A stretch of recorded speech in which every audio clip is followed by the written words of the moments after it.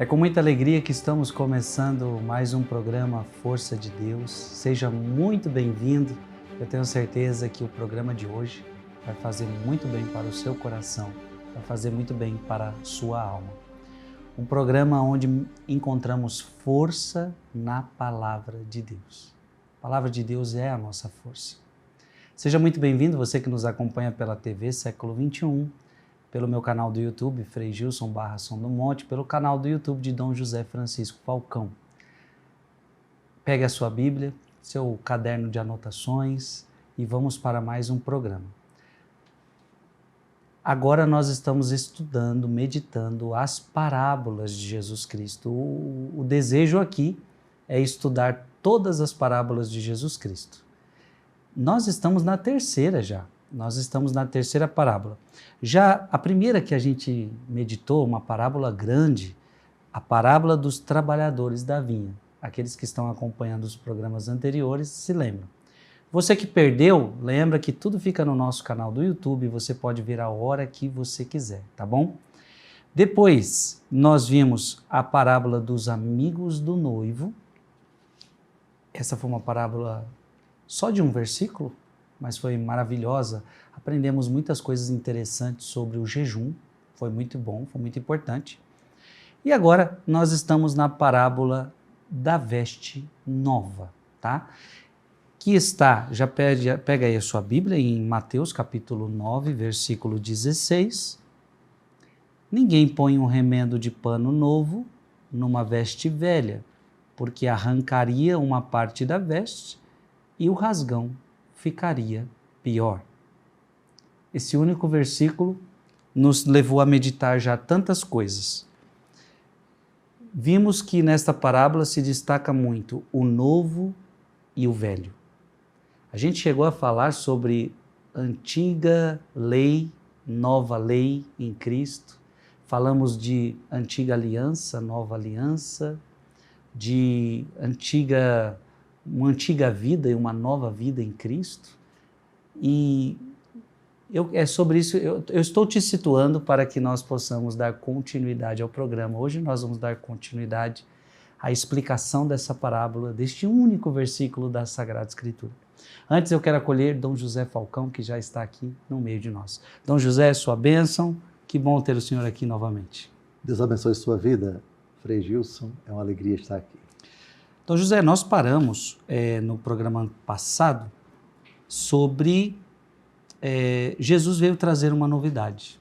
E o Senhor nos trazia que a Sagrada Escritura está repleta disso. O Senhor falou de nova criatura, novo homem, nova aliança, novo mandamento, nova doutrina, novo nome, novo cântico. Ou seja, o tema novidade está repleto na Sagrada Escritura. E ficou aqui de a gente ver Nova Jerusalém, novos céus e nova terra e tudo novo.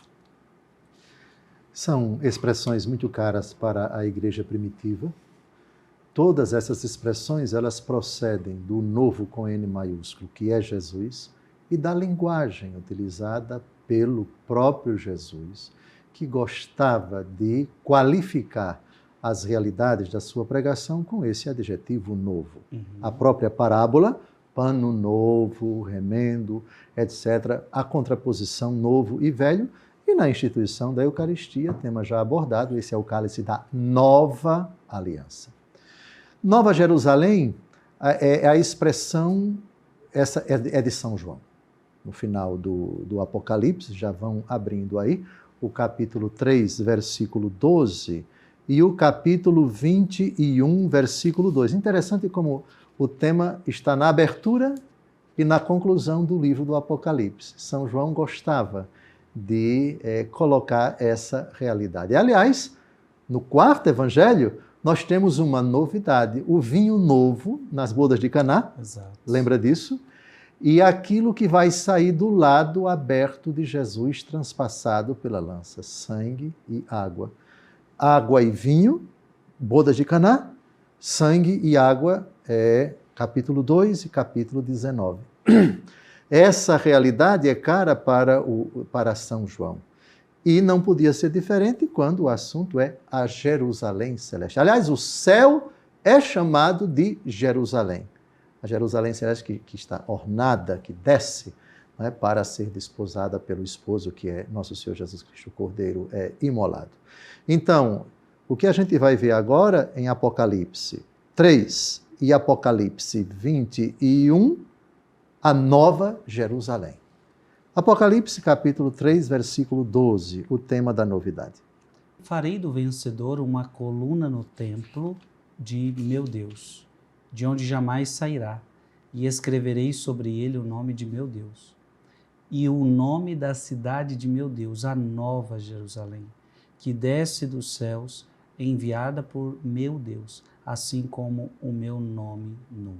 Nome novo, já tratamos disso, me parece que foi no encontro passado, foi o Sim, 6º tópico, não é? Então, tudo é novidade. Quando São Paulo diz o que os olhos não viram, os ouvidos não ouviram, isso Deus preparou para aqueles que o amam, isso significa, é uma completa novidade. Num certo sentido, porque no outro não é mais novidade, porque Jesus já nos falou disso, e já temos indícios da eternidade no Antigo Testamento. Eu creio na vida eterna. Só que a vida eterna é uma novidade para nós porque ainda não desfrutamos dela. Os olhos não viram. Os ouvidos não ouviram. Isso Deus preparou. O que foi que ele preparou? Nós não sabemos com exatidão. São Paulo teve uma visão do céu na 2 Coríntios, mas não foi dado a ele revelar para ninguém, né? Ele subiu ao 3º céu, mas ele também disse, não, fui proibido de dizer isso, não é dado revelar. Então nós caminhamos para essa novidade, aqui descrita como Nova Jerusalém, nome novo, Jerusalém nova. E o capítulo 21 é o ocaso da Bíblia e também do livro do Apocalipse, versículo 1. Vi então um novo céu e uma nova terra, pois o primeiro céu e a primeira terra desapareceram e o mar já não existia. Agora vem o que interessa, versículo 2, Nova Jerusalém. Eu vi descer do céu, de junto de Deus, a cidade santa, a nova Jerusalém, como uma esposa ornada para o esposo. Perfeito. Então, aqui nesses 2 versículos temos novos céus, nova terra, expressão bem enigmática, como nós já vimos aqui, inclusive citando o Catecismo da Igreja Católica, as criaturas vão participar de alguma forma dessa transformação. Serão transformadas. Não haverá ressurreição de gato, nem de pinto, nem de cachorro, mas todos eles serão transformados e vão participar dessa felicidade sem fim, porque Deus, ao criar, criou não para destruir. Todas as criaturas vão participar dessa felicidade sem fim. Então, no céu, nós conviveremos com praia, com montanhas, com cavalo, que eu gosto tanto, gosto de andar a cavalo. Jabuticaba também. Comer não será necessário, mas quem quiser comer, vai comer. Não porque necessita, mas simplesmente pela vontade, pelo desejo, como Jesus, cujo corpo ressuscitado quis comer peixe às margens do Mar da Galileia. Lembra disso? Sim. O corpo ressuscitado não precisa mais de comida, mas Jesus ali não comeu por necessidade, mas comeu para dirimir as dúvidas dos apóstolos que pensavam que ele era um fantasma. Então, novos céus, nova terra, nova Jerusalém. E finalmente no versículo 5, e com isso a gente conclui o tema da novidade, versículo 5. Então o que está sentado no trono disse, eis que eu renovo todas as coisas. Tema maravilhoso esse, tudo renovado. Se Vossa Reverendíssima me perguntar como é o cachorro renovado participando do céu, não me responda. Certamente não vai ter carrapato, não vai ter cheiro ruim, não vai ter aquele ranço, não vai ter nada disso. Mas aqui vai ser um cachorro renovado, vai, que vai ser um gatinho renovado, vai, que vai ser uma montanha renovada, vai, que vai ser um rio, que serão rios renovados, serão. Tudo novo, tudo novo. Mas não nos é dado saber como vai ser essa renovação. Então, esse tema da novidade, Frei Gilson, 10 temas, vamos lá? Nova criatura, novo homem, nova aliança, novo mandamento, nova doutrina, novo nome, novo cântico, nova Jerusalém, novos céus e nova terra, tudo novo. É importante para a gente entender o que é esse pano novo. E esse remendo, enfim, roupa velha, roupa nova, remendo e assim por diante. O que é remendar um pano velho? A gente vai ver daqui a pouco. É uma breve introdução para a gente entrar na riqueza da parábola. Isso tudo já tinha sido anunciado no Antigo Testamento? Essa novidade? De certa forma, sim. De certa forma, sim. Se a gente olhar na Bíblia, não tanto a Bíblia Ave Maria, mas cadê a Bíblia de Jerusalém, onde ela está? Ali, por favor, quer pegá-la? Isso, Ali está. Por que eu estou pegando agora? O Frei Gilson fez uma pergunta que é da mais alta relevância. Se esses temas todos, eles estão no Antigo Testamento. Tem uma forma de você saber. Uma das grandes vantagens, no meu entendimento, da Bíblia de Jerusalém, é que ela coloca do lado, textos que remandam para, digamos assim, as passagens onde esse mesmo texto apareceu, direta ou indiretamente. E aqui vocês vão perceber, convém fazer uma pesquisa em todos esses textos, desses 10 temas, nova criatura, etc., etc., e vocês vão perceber os textos com o mesmo assunto no Antigo Testamento ou em outras passagens do Novo Testamento. Vou dar um exemplo, por favor. Procure aí, vamos escolher Apocalipse capítulo 21, versículo 1. Novos céus e nova terra. Frei Gilson está vendo ali do lado esquerdo, do lado direito, alguma passagem do Antigo Testamento? Isaías 65, 17. Pronto, vamos ver agora. São João aqui diz, eu vi um novo céu e uma nova terra. A pergunta é, gostei da pergunta, viu? Gostei da pergunta. O assunto já foi abordado no Antigo Testamento? Olha a resposta. Agora o Frei Gilson vai ler. Com efeito, criarei novos céus e nova terra. Pronto, está aqui. As coisas de outrora não serão lembradas, nem tornarão a vir ao coração. Pronto. A pergunta foi de uma grande utilidade. A resposta é sim. Eu diria quase 100%. Primeiro porque os apóstolos eram profundos conhecedores do Antigo Testamento. Se eles citam, claro, na ótica do cristianismo, na ótica de Jesus, na ótica da boa notícia, da novidade que é nosso Senhor e Salvador Jesus Cristo. Então, os textos utilizados pelos apóstolos quase sempre têm referências do Antigo Testamento. Gostei da resposta. A resposta é sim. Sim. Então, o novo já havia sido anunciado pelos profetas. O oráculo a respeito das novidades. Aliás, o Apocalipse São João tinha um profundo conhecimento dos oráculos da literatura apocalíptica do Antigo Testamento, particularmente dos profetas. E eu diria, Isaías, Ezequiel e Daniel. Então, nós temos referências, nós temos fontes, nós temos respaldo veterotestamentário para as expressões do Novo Testamento. A resposta é sim. Muito bom.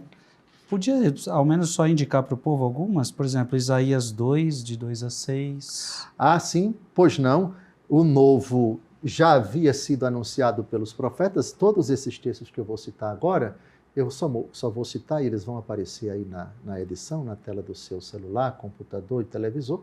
Depois vocês conferem isso no Antigo Testamento. De Isaías, capítulo 2, de 2 a 6, 43, de 18 a 21, 54, de 1 a 7, 60, de 1 a 22. Jeremias 3, de 15 a 17, Ezequiel 11, de 17 a 20, 34, de 23 a 31, 37, de 20 a 28. Ainda temos, vale a pena você se debruçar sobre Daniel 2, 44, 7, 27 e 9, de 24 a 27. Em Miqueias, capítulo 4, versículos de 1 a 2, e Ageu, capítulo 2, de 7 a 8. Mas por que tantas citações do Antigo Testamento a respeito do Novo? O papel da profecia é anunciar o que há de vir. Anunciar coisas futuras. E quais são as coisas futuras com C maiúsculo? Ou a coisa futura com C maiúsculo, por antonomásia?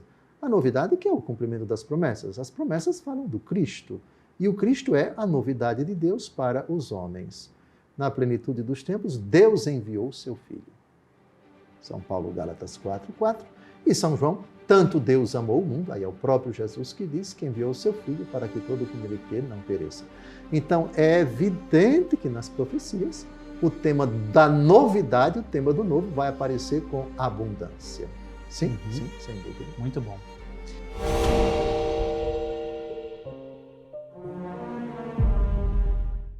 Se a gente lê a parábola, ninguém põe um remendo de pano novo numa veste velha, porque arrancaria uma parte da veste e o rasgão ficaria pior.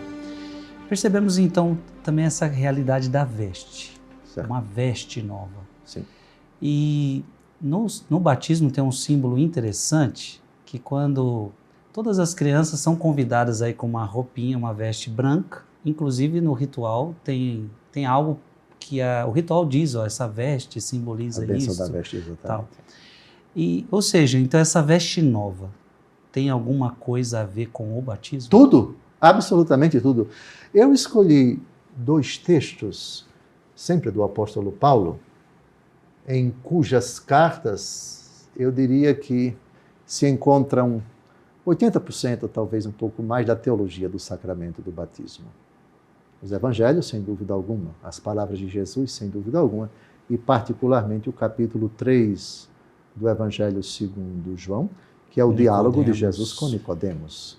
É necessário nascer de novo. Quem não nasce da água do Espírito não pode entrar no reino dos céus. Mas a tradição cristã, ancorada sobretudo nos apóstolos e de forma muito particular em São Paulo, vai enxergar no rito do batismo um revestimento. Revestimento vem de veste.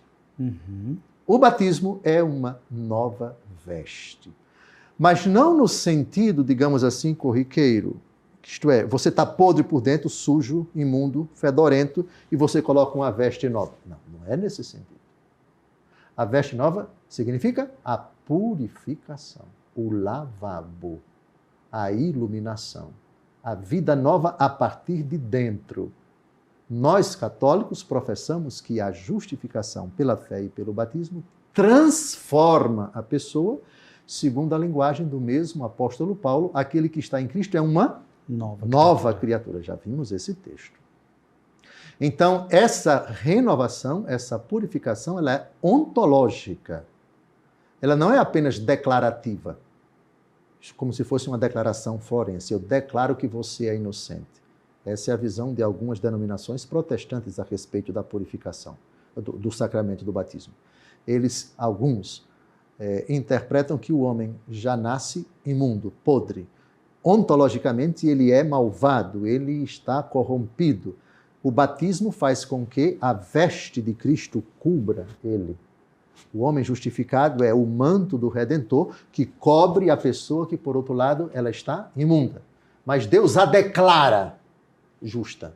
Deus a declara santa. Essa é a visão da justificação em algumas denominações protestantes. Nós católicos não. Nós católicos, com o Concílio de Trento, o Concílio Vaticano II, enfim, o apóstolo Paulo, o sangue do Redentor. Na hora em que nós recebemos o batismo, cancela o pecado original. Se a pessoa cometeu pecados pessoais, todos eles são apagados. A pessoa é uma nova criatura, puro, limpíssimo, sem nenhum vestígio de imperfeição. Até que ele venha cometer um pecado mortal. Sim. Mas aí é mais para frente. Então, essa é a visão de revestimento. O revestimento é uma imagem que precisa caminhar com purificação, com limpeza, com vida nova. Por isso eu citei essas imagens da novidade. É uma nova criatura. Se você tem uma criatura manchada pelo pecado e depois que ela recebe o batismo ela ainda tem alguma manchinha, então não é nova. Porque ainda tem um pouco do antigo, entendeu? Então, para eles, você continua com o pecado original. Exatamente. Não, continua com mancha. Sim, porque na essência do ser, eles dizem, em pecado minha mãe me concebeu, diz o Salmo. Na visão de Lutero, que é uma visão negativa a respeito da natureza humana, a natureza humana já nasce como, é uma expressão de Santo Agostinho, mas que Lutero, que era agostiniano, radicalizou essa expressão, uma massa dannata, D-A-N-N-A-T-A, Ou seja, o que é uma massa danata? É uma massa condenada, é uma massa de condenação. Porque a natureza, o ser humano, é intrinsecamente mau. É um ser mau. Então, o sangue de Cristo não o purifica completamente, mas é o manto do Redentor que cobre a pessoa. Mas ela continua má. Mas Deus a vê, não a renova interiormente. Deus a enxerga e Deus a declara santa. Mas no íntimo do ser dela, ela é um ser contaminado, é um ser mau. Essa é a visão de algumas denominações protestantes. Não é a nossa visão. A nossa visão é Deus não apenas reveste, mas antes purifica, lava completamente. E aquela criatura sai do lavabo ou lavacro, do batismo, completamente renovada, completamente nova, sem nenhuma mancha, sem nenhuma imperfeição. Essa é a visão católica. Essa é a visão católica. E na visão católica, a pessoa continua com a consequência, que é a concupiscência. Ah, sim. Frei Gilson citou isso, citou muito bem citado.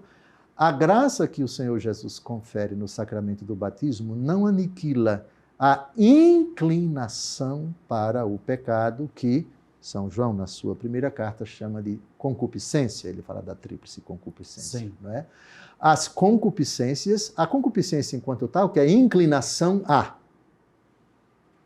Essas inclinações, conheço o bem que quero e acabo fazendo o mal que não quero, etc. Essas inclinações, elas não foram tiradas, infelizmente. A graça de Deus confere a vida nova, a purificação, é um ser renovado, mas as concupiscências, elas temos que conviver com elas não foram tiradas. Por isso, a graça de Deus há de harmonizar essas concupiscências para colocar os desejos da carne, para subjugá-los e colocá-los sob os auspícios, sob a égide, o senhorio dos desejos do Espírito. É o tema que São Paulo desenvolve no capítulo 7 da carta aos Romanos. As concupiscências não são tiradas, não. Então é como se, para um pensamento católico, a graça é maior. A concupiscência continua, as fraquezas, uma tendência ao mal, mas a graça do batismo, a graça de Deus é maior. A expressão do apóstolo Paulo, onde abundou o pecado, superabundou a graça. Sim. Malgrado nossas concupiscências nos inclinarem, nos arrastarem para os pensamentos indevidos, as palavras indevidas e as ações indevidas, é preciso lançar mão do concurso da graça de Deus para, num combate dentro de nós mesmos, subjugarmos as concupiscências para inclinarmos essas mesmas para o bem. Pensamentos segundo Deus, sentimentos segundo Deus, palavras segundo Deus e atitudes segundo Deus. E alguém pode estar se perguntando, né, agora, Dom José, não, mas então se eu continuo com a concupiscência, então é como Lutero dizia, eu sou mau. Só que é entender que a concupiscência não é pecado ainda. Não, é inclinação da mesma forma que a palavra tentação. Tá. Sermos tentados não significa dizer que já pecamos. Exato. A tentação, quando ela é do inimigo, é sugestão para pecar. Sim. Não é? Sugestão para pecar. Já que Vossa Reverendíssima citou, vamos a Romanos capítulo 7, o texto clássico, Romanos capítulo 7, Romanos capítulo 7, Romanos capítulo 7, a partir do versículo 16. Se faço o que não quero, continue. E se faço o que não quero, reconheço que a lei é boa. Mas então, não sou eu que o faço, mas o pecado que em mim habita. Eu sei que em mim, isto é, na minha carne, não habito o bem, porque o querer o bem está em mim, mas não sou capaz de efetuá-lo. Pronto, aqui está a incapacidade de fazer o bem e a sugestão para fazer o mal. Lógico que aqui nós temos que citar a frase de Jesus, sem mim nada podeis fazer. Então, quando é que eu me torno incapaz de fazer o bem? Sem a graça de Deus. Com a graça de Deus eu posso. E a graça de Deus, por outro lado, não me exime do meu esforço, do meu querer, da minha colaboração com a graça de Deus. Se eu faço o mal, não é porque eu nasci potencialmente para praticar o mal. É porque essa concupiscência que habita em mim, ela me inclina, ela me aponta, ela me sugere que eu cometa o pecado, mas não fazê-lo depende de mim. Se eu faço, não é porque eu sou forçado a fazer, é porque eu consinto naquilo que a concupiscência, com suas diversas manifestações, me propõe. O pecado não é uma necessidade. É possível dominar, harmonizar, sublimar, subjugar as concupiscências de acordo com Deus. O tema, avancemos. Não faço, versículo 19, não faço o bem que quereria, mas o mal que não quero. Percebeu o verbo querer? Sim. Então, eu quero fazer o bem. O querer depende de mim. Mas o mal que não quero. Mas eu quero. Eu não quero, mas acabo querendo. Eis o drama dentro de nós. Então não tem nada, o diabo que quer. Claro que o diabo quer. Mas também Deus quer que você faça o bem, como o diabo quer que você faça o mal. Mas fazer o bem é uma decisão sua. E fazer o mal acaba sendo uma decisão sua, porque sem a vontade, sem o seu consentimento, não existe pecado. Avancemos. Ora, se faço o que não quero, já não sou eu que faço, mas sim o pecado que em mim habita. Em que sentido? O que é o pecado? É uma decisão livre de uma pessoa de desobedecer a Deus. Então, a expressão pecado que em mim habita significa eu quis pecar. A responsabilidade do pecado é minha. Não é que o pecado é uma segunda pessoa que está dentro de mim. O pecado que em mim habita é isso. É a inclinação, a concupiscência que me propõe pecar e eu acabo consentindo nela. E quando eu consinto na concupiscência, eu quis que ela me levasse a efetuar o pecado. Então, José, o senhor leu Romanos capítulo 7, versículo 20. Ora, se faço o que não quero, já não sou eu que faço, mas sim o pecado que em mim habita. E o senhor dizia, o pecado não é uma segunda pessoa dentro de mim. Quando o versículo diz, ora, se não faço o que quero, alguém pode se perguntar, mas não está violando a minha liberdade? Como é que eu vou fazer o que eu não quero? Como é que existe pecado se eu não quero? Esse trecho de Romanos tem bastante questões que pode deixar muita gente em dúvidas. Mas eu gostaria que o senhor terminasse a explicação desse versículo 20, que o senhor terminou um pouco apressado. No versículo 19, o verbo querer está num tempo muito bem aplicado no meu entendimento. Veja, o versículo 19, não faço o bem que quereria. Que quereria. Eu desejaria isso e acabo fazendo isso. É uma dissociação entre o querer e o fazer. Tem aquele ditado que até certo ponto é correto e até certo ponto ele é surreal, eu diria irreal. Querer é poder. Não. Nem sempre. Nem sempre. Eu quero ser santo. Claro, quem é que não quer? Dos católicos, quem é que não quer ser santo? Agora, seja santo concretamente no seu dia a dia, aí a gente vai percebendo que nas situações diversas da vida nós somos tentados. Eu queria dizer essa palavra, acabei dizendo aquela. Eu queria não fazer aquilo, acabei fazendo. Eu queria fazer aquilo dali, acabei fazendo a outra coisa. É nesse sentido. E no momento em que eu faço aquilo que eu não desejaria, porque eu sei que aquilo é pecado, mas eu acabei pecando, São Paulo, ao dizer, já não sou eu que faço, mas sim o pecado que em mim habita, é aquela distinção clássica entre o ser e o estar. Explico. Eu sou imagem e semelhança de Deus. Mas esse ser não é suficiente para que eu chegue ao céu. É preciso que esse ser, que é a imagem e semelhança de Deus, faça aquilo que agrada a Deus. É um ser dotado da capacidade de entender e de querer. E com essas duas capacidades, eu sou capaz de ir para o céu ou eu sou capaz de ir para o inferno. Quando essas duas capacidades se inclinam para o pecado, São Paulo, ao dizer o pecado que em mim habita, significa eu na condição de pecador, não eu na condição de imagem e semelhança de Deus. Por isso se diz eu estou. Por isso não se diz fulano é pecado mortal. Não, ele é imagem e semelhança de Deus e está em pecado mortal. O pecado que em mim habita. É a condição de estar nas trevas. Eu até lembrei o que eu ia perguntar para o senhor que eu tinha esquecido. Quando fala esse pecado que em mim habita, eu posso atribuir àquela passagem de Jesus. O pecado vem de dentro do coração, ou seja, de dentro que saem as maldades. Jesus fala, é de dentro do coração que sai isso, aquilo. Um texto bem aplicado, no meu entendimento, quando a frase de Jesus é essa, não é aquilo que entra no homem que o torna impuro, mas aquilo que sai dele. Todas essas realidades interiores, elas brotam de uma dimensão do homem que está dentro, no seu interior. A capacidade de entender e de decidir. Pensemos um pecado que ninguém jamais viu. Um pecado de consentimento. Peguemos. Todo aquele que cobiça uma mulher em pensamento já cometeu adultério com ela no seu coração. Lembra disso? Sim. Ora, um adultério consentido, ainda que não tenha sido consumado num ato sexual com aquela pessoa que você cobiçou interiormente.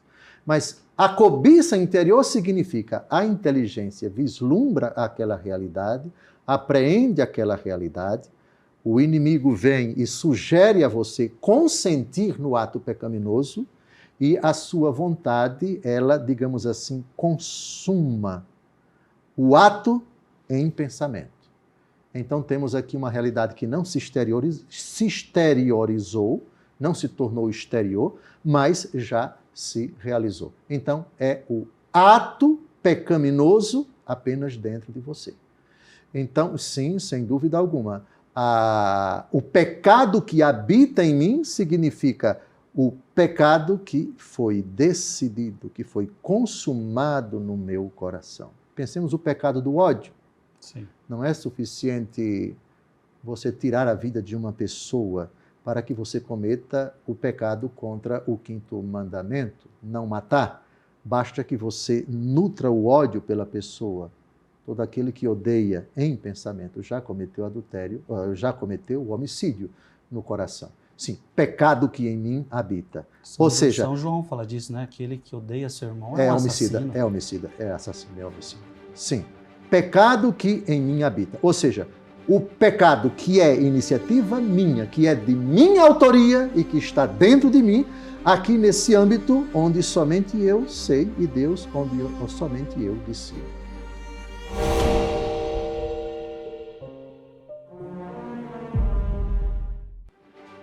Entramos nesse texto, Dom José Falcão, por causa do batismo. Sim.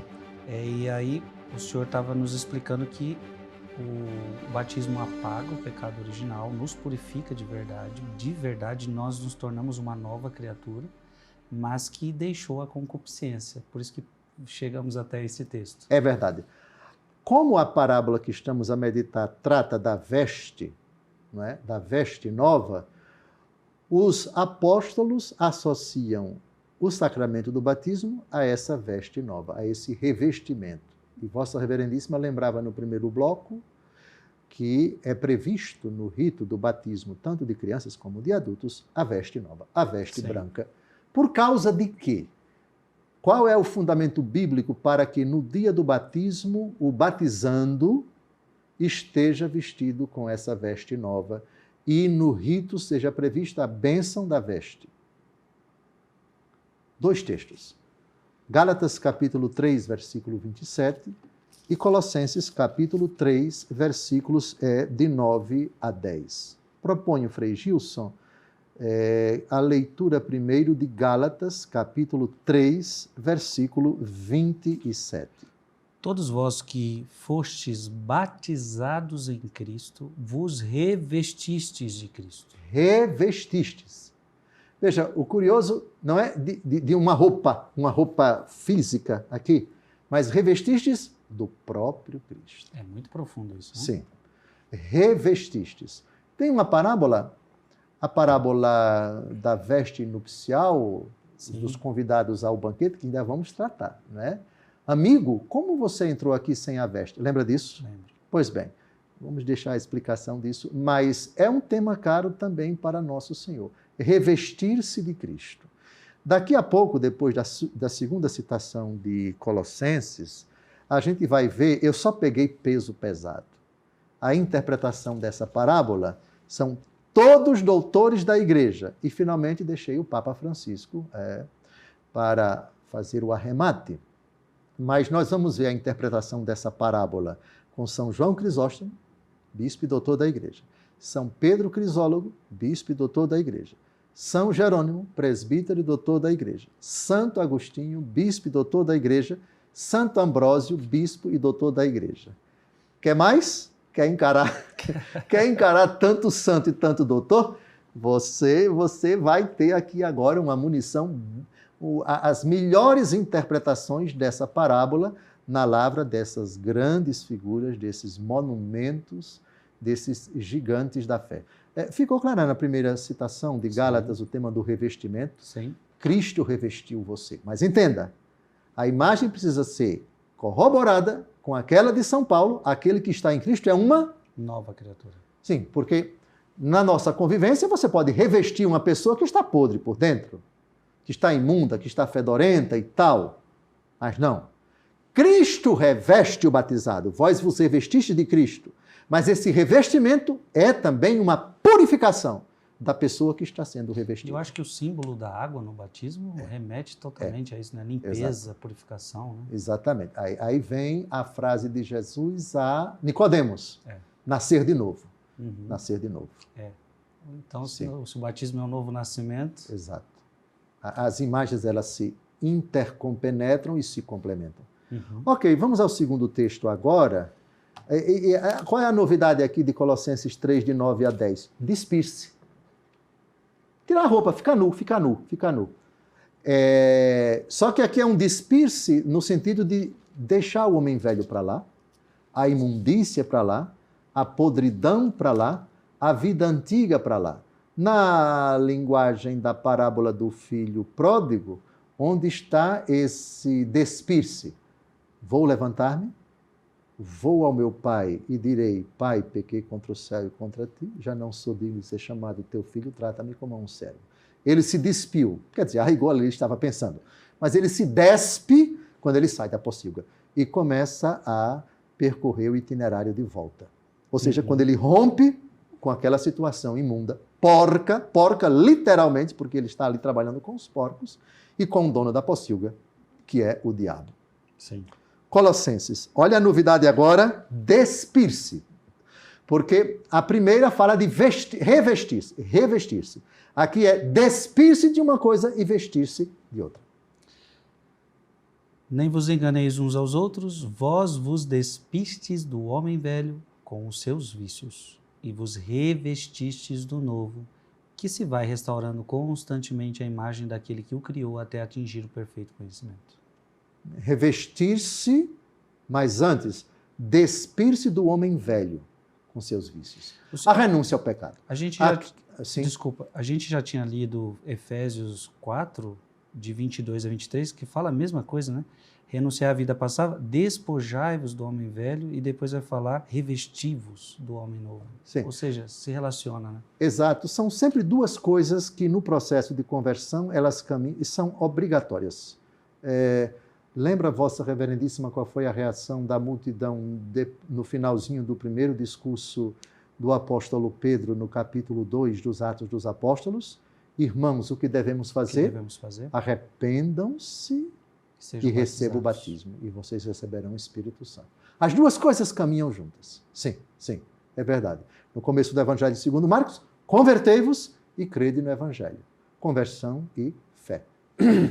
Aliás, na renovação das promessas do batismo, Vigília Pascal, celebração do batismo, tem a renovação das promessas do batismo, onde tem um elemento de repúdio, de rechaço, de renegação. Renunciai a Satanás, renuncio. Renunciai às suas obras, renuncio. Renunciai às suas seduções, renuncio. Então, você está se despindo. Você está jogando fora aquela roupa velha, aquele homem velho, aquela condição velha. E vem a profissão de fé. Crê em Deus Pai Todo-Poderoso, etc. Ô, Dom José, uma questão mais prática agora, que é dúvida de muita gente. Se a pessoa, então, ela se batiza adulta, ela tem um pecado consciente, um pecado grave, um pecado mortal, e ela não quer deixar. Não tem nexo uma pessoa dessa se batizar, se ela, porque pelo que nós estamos vendo aqui, é um revestir-se de novo, é abandonar os seus vícios.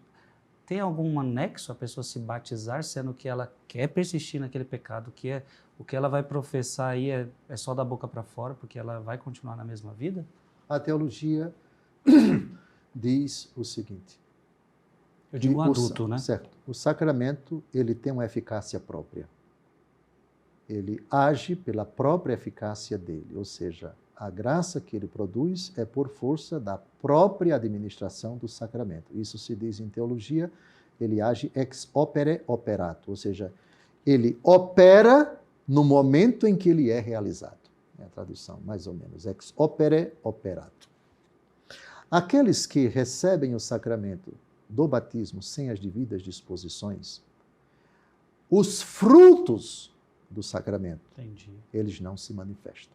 Porém, é um consenso desde séculos na teologia católica de que o sacramento administrado por um ministro que tem a intenção de fazer o que a igreja faz, batiza com água em nome do Pai, do Filho e do Espírito Santo, é um batismo válido, mas gravemente ilícito.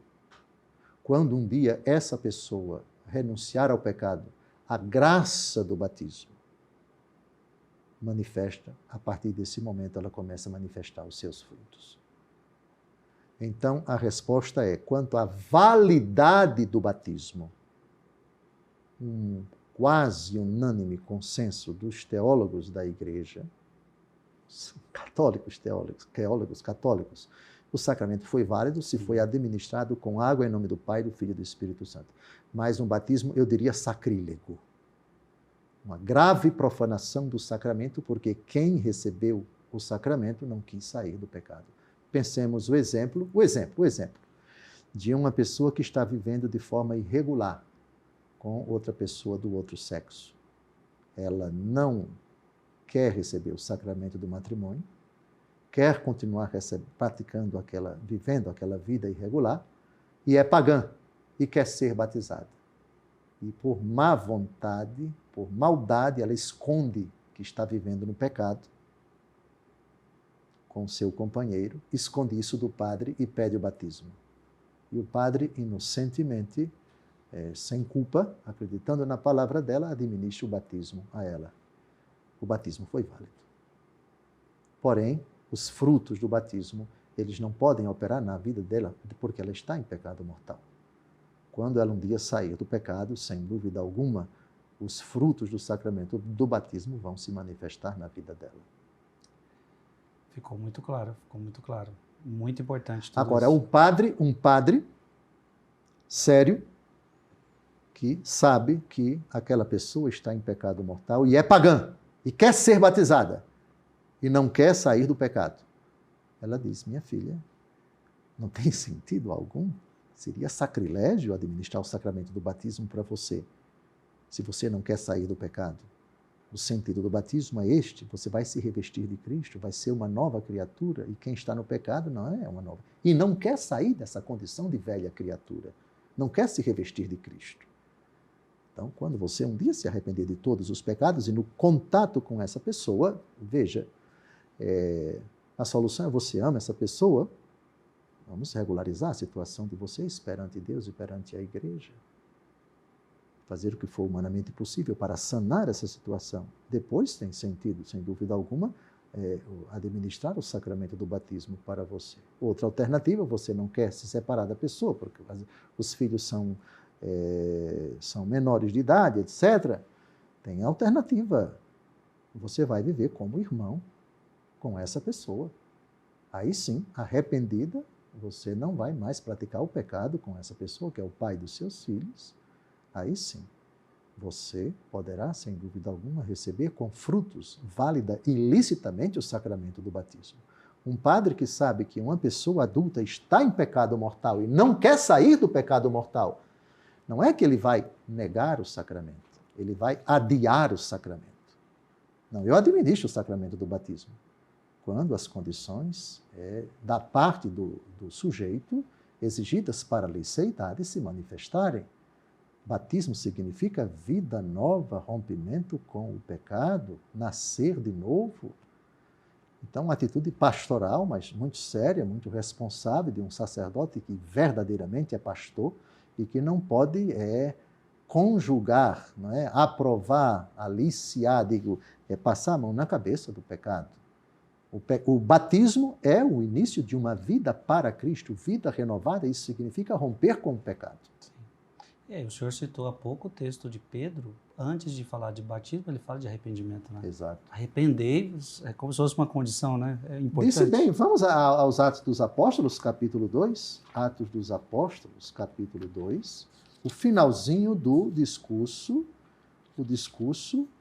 do apóstolo Paulo, do apóstolo Pedro. Versículo 38. Pedro lhes respondeu: arrependei-vos e cada um de vós seja batizado em nome de Jesus Cristo para a remissão dos vossos pecados e recebereis o dom do Espírito Santo. Perfeito. A ordem aqui é clara. Primeiro se arrependam, para depois ser batizado. Porque como é que eu vou receber a remissão se eu não quero essa remissão? Disse tudo. É contradição? Não, é como se...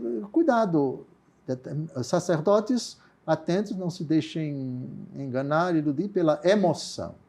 Não, veja, eu amo a igreja, eu amo Jesus, mas o meu companheiro não quer, etc. Sim, minha filha, quando não quer, dois não fazem. O que é que você quer?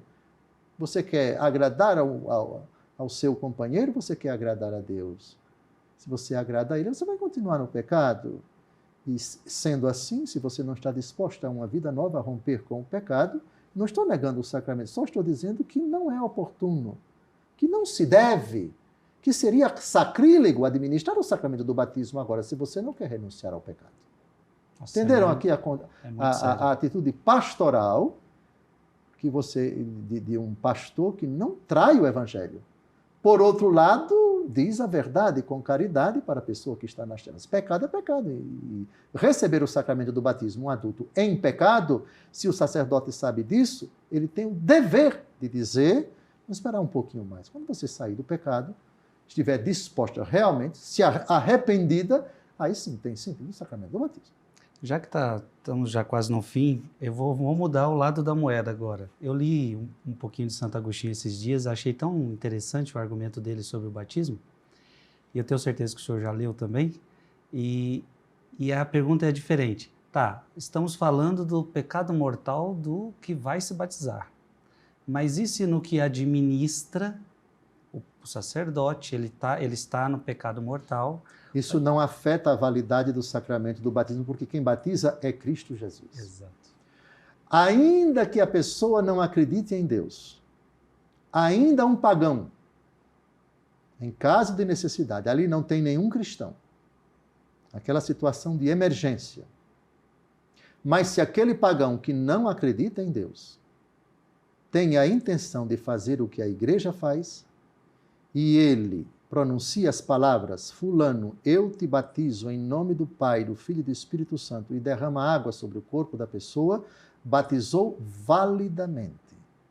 Porque o ministro supremo do sacramento do batismo é Deus Todo-Poderoso, é nosso Senhor Jesus Cristo.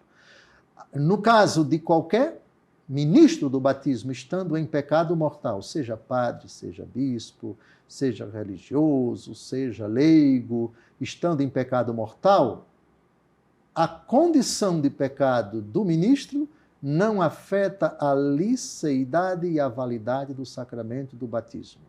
Porque Deus Todo-Poderoso se utiliza dos instrumentos débeis, pecaminosos ainda, limitados, sujos, mas a graça dele opera por meio da limitação humana. Sim, é verdade, tem várias obras de Santo Agostinho. O batismo é uma dessas obras, e vários padres da igreja, São Cipriano, Santo Ambrósio, a questão dos hereges. Fulano saiu da igreja católica. E os hereges agora estão batizando. E batizam com água, em nome do Pai, do Filho e do Espírito Santo. O batismo deles é válido? Alguns disseram não, porque eles estão fora da igreja. Santo Agostinho disse não. Nossa. Não, senhor. De forma alguma. Quem batiza é nosso Senhor Jesus Cristo. Se batizaram com água em nome do Pai, do Filho e do Espírito Santo, o batismo é válido. E o apóstolo Paulo, um dos grandes fundamentos bíblicos para essa disciplina, há uma só fé, um só Senhor, um só batismo. Mesmo fora da Igreja Católica, e a Igreja Católica reconhece muitas denominações cristãs não católicas que batizam validamente. Os presbiterianos, para nós, batizam validamente. Os batistas batizam validamente, dentre tantos outros. Outras denominações, porque não professam a fé na Trindade, não professam que Deus é Pai, Filho e Espírito Santo, essas denominações, o batismo ou é considerado inválido por nós, ou, dependendo do rito, da intenção dos sujeitos, dos ministros, ela pode ser considerada duvidosa. Nesse caso, após uma diligente investigação, se batiza sob condição e assim por diante. Mas nós, católicos, reconhecemos muitas denominações cristãs não católicas batizam validamente, de sorte que quem se adscreve à Igreja Católica, quem se converte à Igreja Católica oriundo dessas denominações, cujo batismo a Igreja Católica reconhece como válidos, não são batizadas na Igreja Católica, não. Porque nós professamos que o batismo, uma vez administrado com reta intenção da parte do ministro, com água, em nome do Pai, do Filho e do Espírito Santo, imprime caráter. Ou seja, é uma vez para sempre. Logo, não pode ser reiterado, não pode ser repetido. E é Cristo que está batizando de qualquer forma. Independente da condição da graça ou desgraça da alma do ministro que administra. Eu tenho uma pergunta para o senhor, não vai dar tempo agora, estamos já chegando ao fim de nosso programa. Eu ia perguntar para o senhor, estamos vendo que Cristo é Ele quem batiza. Mas a pergunta é se, materialmente falando, Cristo batizou alguém, ou sim ou não, se batizava, onde que está isso no Evangelho? Se não batizava, por que não batizava? Só batizava através dos seus ministros? Tá bem. No próximo programa, eu já antecipo o que eu vou dizer no próximo programa. Cristo mesmo não batizava. Quem batizava eram seus apóstolos. Mas há um texto da Escritura que diz que Jesus batizava. E outro texto diz, ainda que ele mesmo não batizava. Os apóstolos é que batizavam. Essa é a questão. Gente, programa muito bom. Lembrando, então, que no programa que vem vamos responder essa pergunta que eu acabei de fazer. E no programa que vem nós vamos ver todos os padres da igreja que já foram citados aqui, falando sobre esse batismo como uma veste nova, explicando a parábola da veste nova. Então, está sendo muito bom, muito enriquecedor. E olha, quem já imaginou que numa parábola desta, de roupa velha, roupa nova, iríamos parar nessa meditação de batismo? Veja como a Sagrada Escritura é linda. Vamos pedir a bênção de Deus e nos encontramos na semana que vem. Abençoe-vos Deus Todo-Poderoso, Pai, e Filho e Espírito Santo. Amém. Amém.